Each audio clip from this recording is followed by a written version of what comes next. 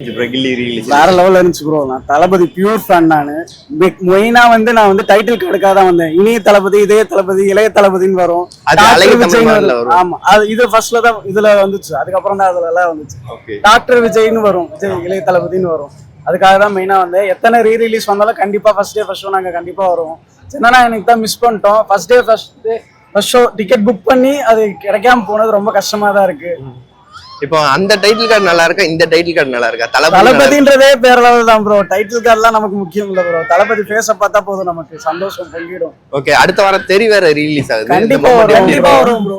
கண்டிப்பா. தெரியா கில்லியா ரெண்டுமே இரு கண்கள். ஓகே, இது வரைக்கும் எத்தனையோ படங்கள் தமிழ் சினிமால ரிலீஸ் ஆயிருக்கு. போன மாசம் கூட மங்காத்தா ரிலீஸ் ஆயிருக்கு. மத்த படத்துக்கும் கில்லி படத்துக்கும் என்ன வித்தியாசம் நினைக்கிறீங்க? தளபதி படம் ப்ரோ. இது கொண்டாட்டம் தான் ப்ரோ. நீங்க உள்ள வந்திருக்கணும், பாத்துருந்துருக்கணும். அந்த மேஷப்புக்கு வேற லெவல்ல இருந்துச்சு. வீடியோ போட்டாங்க ப்ரோ, வேற லெவல். அந்த வீடியோ செம்மையாச்சு. அந்த வீடியோ அதுக்கு அந்த வீடியோக்குனே இன்னொரு வாட்டி வரலாம். ஓகே, இப்போ எந்த செலிப்ரேஷன் உள்ள எந்த மாதிரில இருந்துச்சு? இந்த சீனுக்குலாம் ஒன்ஸ் மோர் போட்டிருந்தாங்க.